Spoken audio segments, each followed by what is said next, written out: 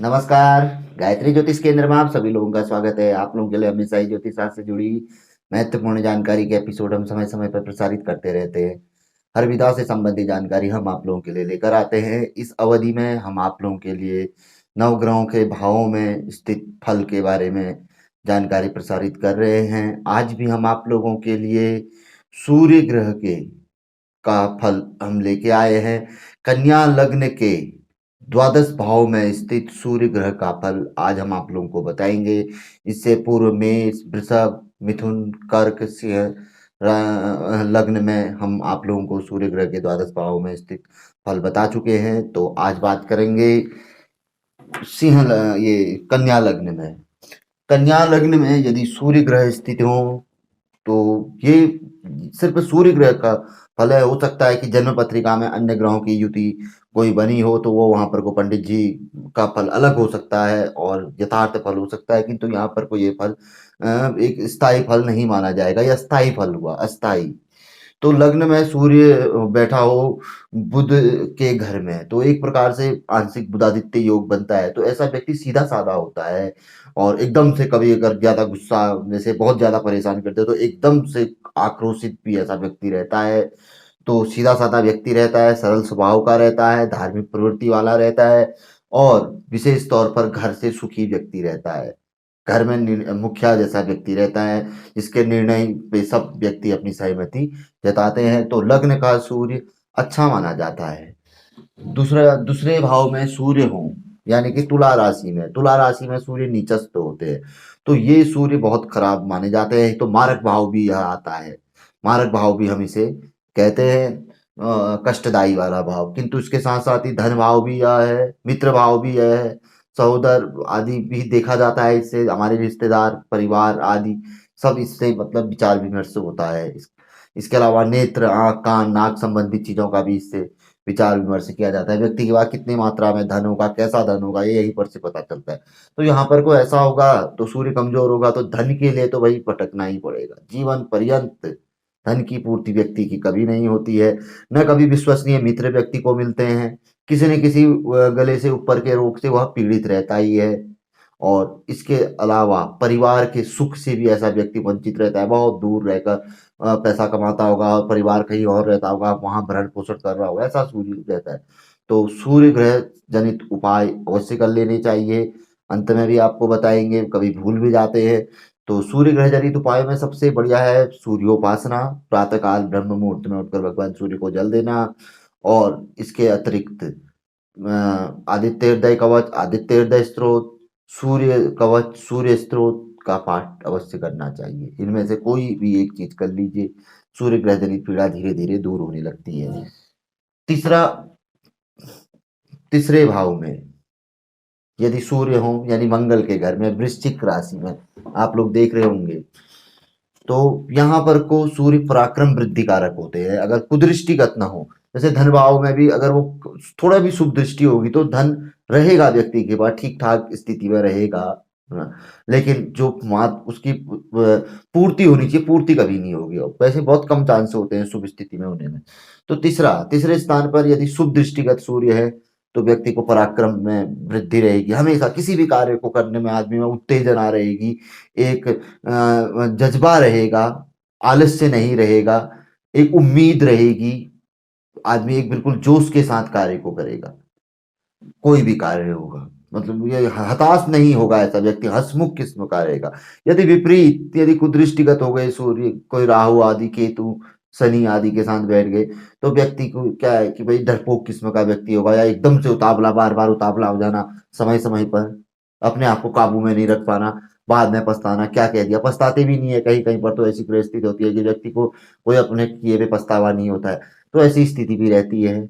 और अपने मित्रों से, ये जो रिश्तेदार होते हैं, भाई बंधुओं के साथ विवाद हमेशा रहता है क्योंकि मंगल भाइयों का भी कारक होता है।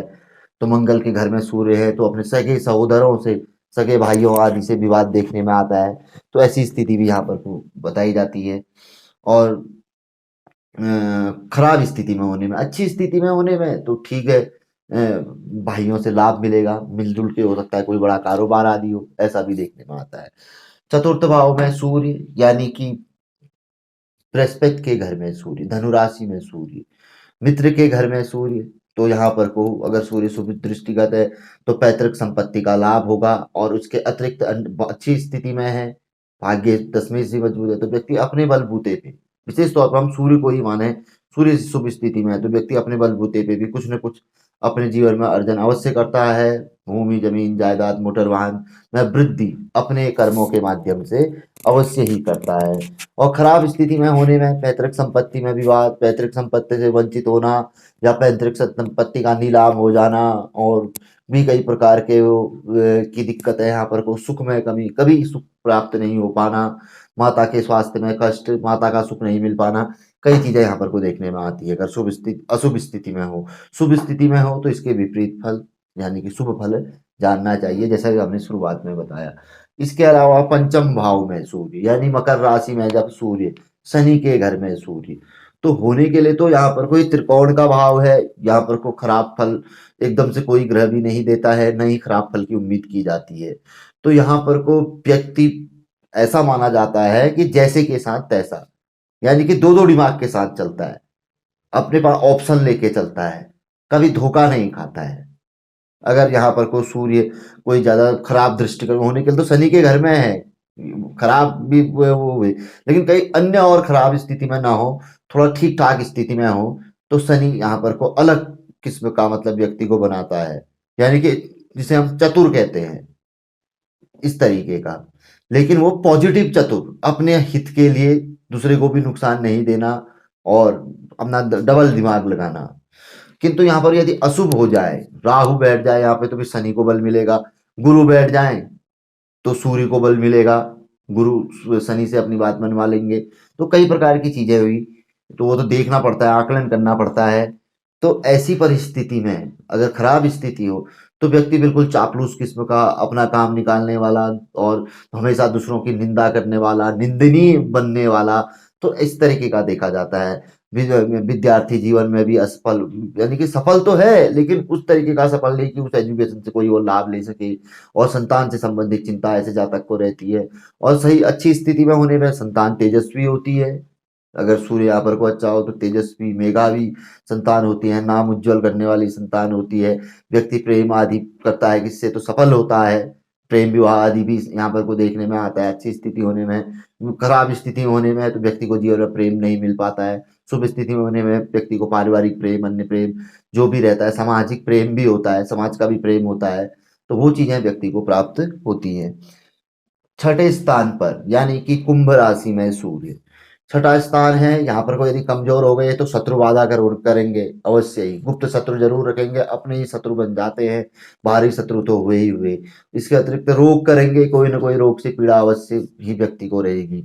मालाकोट यानी कि नैनीहाल से कोई भी फायदा व्यक्ति को जीवन में देखने में नहीं आता, अक्सर बहुत से लोगों को वहां से भी काफी फायदा मिलता है किसी अन्य स्रोत से, यानी कि जीवन में स्रोत अपने लिए अगर जिसका यहाँ पर सूर्य है तो एक ही स्रोत रहेगा बस, हो गया, उसके अलावा दूसरे स्रोत से उसका जीवन अपन की कोई संभावना नहीं रहती है। नहीं तो लोगों का क्या होता है, दूसरा स्रोत कहते हैं हम लोग, भाई देखो कोई आदमी जॉब कर रहा है, उसने अपने मकान बनाया किराए पे रखा तो दूसरा स्रोत है, उसके पास गाड़ी है, कहीं लंबा डेली अप डाउन करता है, कहीं पर दो चार सवारी पे रोज लेके जा रहा है तो वो उसका एक्स्ट्रा स्रोत है, यानी कि एक जॉब के अलावा दूसरी जगह से आना दूसरा स्रोत कहलाता है।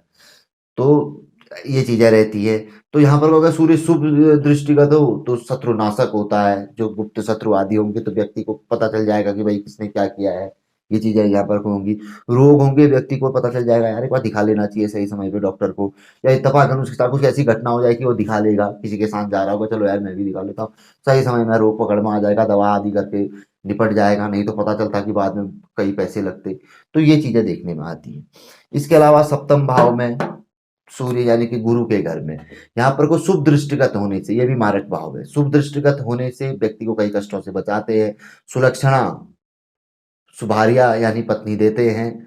और इसके अलावा व्यापार यदि व्यक्ति का हो तो उसमें व्यक्ति को सफल बनाते हैं। इसके अतिरिक्त यदि अशुभ स्थिति में हो तो पत्नी को कहा गया है कुलक्षणा, यानी कि पत्नी से कोई ना कोई दिक्कत बने रहना, जीवन में कोई ना कोई एक समस्या मतलब बन जाना, पत्नी को एक समस्या मान के मतलब चलना, खराब स्थिति में सूर्य हो। और इसके अतिरिक्त व्यापार आदि हो उसमें एक प्रकार का ठप लग जाना, कोई उन्नति नहीं, बस गुजारा चल रहा है, वो भी कर्जे में, बस मतलब हर रात मतलब बेचैनी फिक्र की क्या होगा, क्या होगा, क्या होगा? ऐसे दिन गुज़ारना, ये चीज़ देखने में आती है। और भी कई प्रकार के मतलब है एकदम से बड़े-बड़े कष्ट यहाँ पर को देखने में आते हैं, खराब स्थिति में यदि सूर्य आदि हो। 10 अष्टम भाव में सूर्य उच्च के है। उच्च के है, खराब दृष्टिगत हो गए, तो यहाँ पर को व्यक्ति को पीड़ा देंगे। पेट से संबंधित उदर विकार कारक माना गया है, पेट से संबंधित ऑपरेशन होना, जॉइंट से संबंधित प्रॉब्लम हो जाना, कोई शरीर का अंग फ्रैक्चर आदि हो जाना।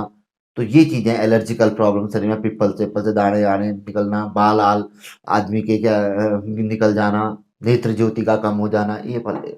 शुभ फल दृष्टि होंगे तो अवश्य ही व्यक्ति को विदेश से लाभ देंगे। मर्चेंट नेवी, नेवी शिप से संबंधित चीज़ों में व्यक्ति को बहुत लाभ होता है, उसमें कार्य करने पे, या कोई न कोई वहाँ से जो सामान आ रहा है जहाज़ों में, उससे व्यक्ति को लाभ होता है, या समुद्र के किनारे वाली जगहों में वो जहाज़ों आदि या वहाँ पर को कुछ न कुछ इन चीज़ों से जुड़े हुए जुड़ व्यक्ति को लाभ देते हैं, ऐसे स्थान व्यक्ति को लाभ देते हैं। तो ये चीज़ है। तो भाग्य भाव में सूर्य, शुक्र के घर में सूर्य, शुक्र के घर में सूर्य, क्योंकि शुक्र धनेश भी है, उसके एक भाव में तो सूर्य नीचस्थ होते हैं, और दूसरे भाव में अगर भाग्य भाव में आ गए तो सम मान के चले कि बराबर है, व्यक्ति को भाग्य के सहारे नहीं रह सकता है। यदि बहुत अच्छी स्थिति में सूर्य हो तो भाग्य व्यक्ति का समय समय पर साथ देगा, नहीं तो ऐसे व्यक्ति का समय समय पर व्यक्ति का भाग्य साथ नहीं देता है। अगर कुदृष्ट हो जाए तो बहुत खराब माना जाता है सूर्य का यहाँ पर को होना, केतु के साथ बैठ जाना, राहु का यहाँ के साथ बैठ जाना या शनि के साथ बैठ जाना कन्या लग्न में, तो बहुत व्यक्ति अपयशी भाग्य, कि भाग्य ही नहीं था, क्या उससे नीचे के लोग आगे निकल गए, वो वहीं का वहीं रह गया। और यहाँ पर थोड़ा ठीक ठाक होने में तो व्यक्ति को मतलब भाग्य का भी सहारा मिलता है। बात करते हैं दसम भाव की। दसम भाव यानी कि बुध के घर में सूर्य बुधादित्य योग, लग्न इसमें बुध है, तो यहाँ पर को सूर्य का बैठना और शुभ दृष्टिगत हो जाना व्यक्ति को बड़े ऊंचे पद तक लेके जाता है। यहाँ पर को बुधादित्य योग या कोई अच्छा योग बन जाए तो व्यक्ति जज, एक निर्णयकर्ता बनता है, न्याय के पद पर बैठता है, न्याय करने वाला होता है, जज है, एसपी है, यानी आईएएस पीसीएस अधिकारी, इस तरीके के लेवल तक व्यक्ति को ये पहुंचाते हैं। खराब स्थिति और दूसरा शुभ स्थिति, ये हुई समाज में मान सम्मान प्रतिष्ठा यश पद सब कुछ व्यक्ति को प्राप्त होता है, अपने जीवन में जो वो चाहता है वो प्राप्त करता है। खराब स्थिति में होने में व्यक्ति के पास आकांक्षाएं इच्छाएं तो बड़ी रहती है, लेकिन व्यक्ति लास्ट में विफल हो जाता है। जो सम्मान उसे मिलना चाहिए, जिसका वो अधिकारी था, वो ही उसको नहीं मिल पाता, बाकी तो दूर की बात। वो ये चीज है, उल्ट इसके विपरीत फल जानिए। दूसरा, लाभ भाव में सूर्य हूँ चंद्रमा के घर में, चंद्रमा एक मित्र है, और लाभ भाव में कोई भी ग्रह फल खराब फल नहीं देता। अब यहाँ पर को चंद्रमा की स्थिति अगर यदि शुभ है और सूर्य शुभ दृष्टि कहता है, व्यक्ति को जीवन में हमेशा लाभ की स्थिति में रखेंगे, कभी व्यक्ति हानि की स्थिति में नहीं रहेगा। कोई भी कारोबार करेगा उसे लाभ ही होगा। अगर वो मिट्टी में गमले बनाकर उसमें फूल लगाकर भी बेचेगा तो भी उसे लाभ ही होगा, उसकी मिट्टी भी बिकेगी। और यदि खराब स्थिति में हो यहाँ पर कोई भाई राहु किसी दृष्टिगत हो, तो मेहनत करेगा, लेकिन जहां पर को उसको 10 रुपया मुनाफा होना चाहिए था, वहां पर को उसको 2 ही रुपया मुनाफा होगा। सबको 10 रुपया, उसको लेकिन 2 रुपया मुनाफा होगा। मुनाफा, लेकिन वो मुनाफा नहीं जिससे कि वह अति उन्नति कर सके, एक जो उसको होना चाहिए ना, लॉस में आके ही मतलब कारोबार करेगा, लेकिन फिर भी चलते रहेगा एक प्रकार का मुनाफा ही। तो ये चीज आप समझ रहे होंगे, तो ये चीज पे रहेगी। व्यय भाव यानी कि द्वादश भाव, और यहाँ पर को अपने ही घर में मजबूत हो गए तो सीधे फॉरेन यानी विदेश की यात्रा भी व्यक्ति को कराते हैं। बचपन से ही कुछ ऐसी स्थितियां बनती है, व्यक्ति विदेश में जीवन यापन करता है, वहीं पर एजुकेशन आदि कर कर वहीं पर को जॉब आदि कर वहीं पर को बस जाता है। और कहीं पर को आदमी अपने मूल स्थान से दूर परिवार के साथ भी जा सकता है, कहीं समुद्र के नजदीक किनारे वाले या बॉर्डर पे जो दूसरे देश की सीमा जहाँ टच होती है, ऐसे स्थानों पर व्यक्ति को, समुद्र के किनारे वाले ऐसे स्थानों पर व्यक्ति को भेजता है, जहाँ पे व्यक्ति सफल होता है, नाम कमाता है। और इसके अलावा यदि खराब स्थिति में हो तो व्यक्ति को व्यसनी बनाता है। जीवन में खराब यहाँ पर को होने में अवश्य ही किसी न किसी प्रकार का कोर्ट कचहरी से जीवन में लेना देना पड़ता है, और भी इससे आगे की स्थिति खराब हो सकती है यदि खराब स्थिति में हो। व्यसन भाव कहा गया है इसमें, व्यक्ति किसी न किसी व्यसन से ग्रस्त हो जाता है। शुभ स्थिति में हो तो इन चीजों से मुक्त रहता है और सीधे ही फौरन विदेश से संबंधित लाभ जीवन में अर्जित करता है, यदि अच्छी स्थिति में आ जाए और व्यक्ति सूर्य उपासक हो। तो ये एक प्रकार से सार है। कई चीज ग्रंथों में लगभग लगभग ऐसा बताया गया है। तो ये लगभग लगभग सार हर ग्रह से संबंधित मैच करता है। तो जानकारी काफी अच्छी थी, और विशेष तौर पर सूर्य ग्रह जनित उपाय हम काफी आप लोगों के लिए लेके आए हुए हैं। दान सामग्री सूर्य ग्रह जनित लेके आए हैं, क्या करना चाहिए क्या नहीं करना चाहिए। इसके अतिरिक्त आपको पूर्व में भी बताया, आदित्य हृदय कवच, आदित्य हृदय स्त्रोत, सूर्य कवच, सूर्य स्त्रोत, नियमित सूर्य उपासना, ब्रह्म मुहूर्त में उठकर करिए, रविवार का उपवास करिए, सूर्य संक्रांति का उपवास करिए। ये चीजें करके सूर्य ग्रह जनित हम बाधा से मुक्ति प्राप्त कर सकते हैं, और काफी अच्छा उनसे फल भी प्राप्त कर सकते हैं, क्योंकि सभी ग्रहों का यह दोष नाश करते हैं, और नंबर वन ग्रह, नंबर एक ग्रह यह माने जाते हैं। तो जानकारी काफी अच्छी थी, पसंद आए तो जरूर आगे बढ़ाकर शेयर कर सकते हैं। नए लोगों से आग्रह है, प्रथम दृष्टया यदि आप हमारे चैनल को देख रहे हैं तो जरूर जुड़े गायत्री ज्योतिष केंद्र के साथ, चैनल को सब्सक्राइब करें, बेल आइकन अवश्य ही दबाएं। बहुत अच्छी जानकारी है गायत्री ज्योतिष केंद्र की, नियमित तौर पर आप लोगों को देखने को सुनने को मिलेगी। तो मिलेंगे ऐसी किसी बहुत अच्छी जानकारी के एपिसोड के साथ अगले वीडियो में। तब तक के लिए नमस्कार, जय श्री राम, जय श्री कृष्णा, ओम नमः शिवाय।